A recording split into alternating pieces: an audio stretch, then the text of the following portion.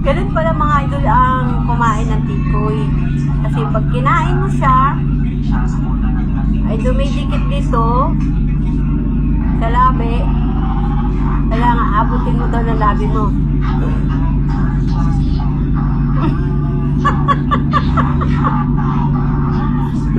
Ganoon daw pa.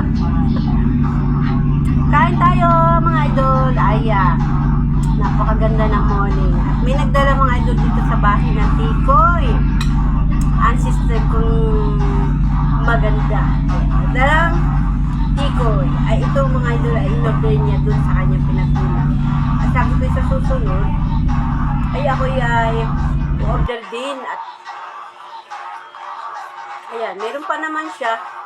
May isang haba pa. At minakmak na namin dito sa bahay mga idol yung tikoy na dala ng sister. Ay napakasarap. At sabi ko ay ate, saan mo po ba yan na order? At yan ang sarap ng pagkatikoy ay dun daw sa pinag-orderan niya. Sabi ko ay next time pala ako kukuha din. Ay natikman ko mga idol eh.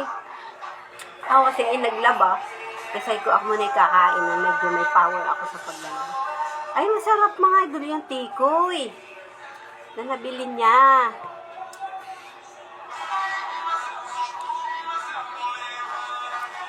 Nanam-nam-nam-nam ang lasa. Parang sawa sa gatas at sawa din sa at sa iba ang lasa niya. Masarap din. Kain tayo mga idol.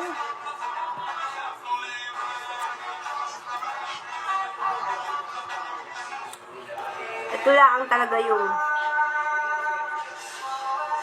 maganda pagka yung meron pang tira-tira na galing pa dun sa nakaraang ano ba? New Year. Ay hindi siya nasira agad at ang lasa niya ay fresh pa rin. Mukhang bagong gawa pa rin yung tikoy nila. Shout out sa Campitas Special Tikoy. Ito daw po ay kay Madam Gara niya nabili.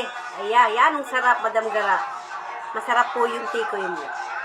Sa susunod po ako yung order. Ayun.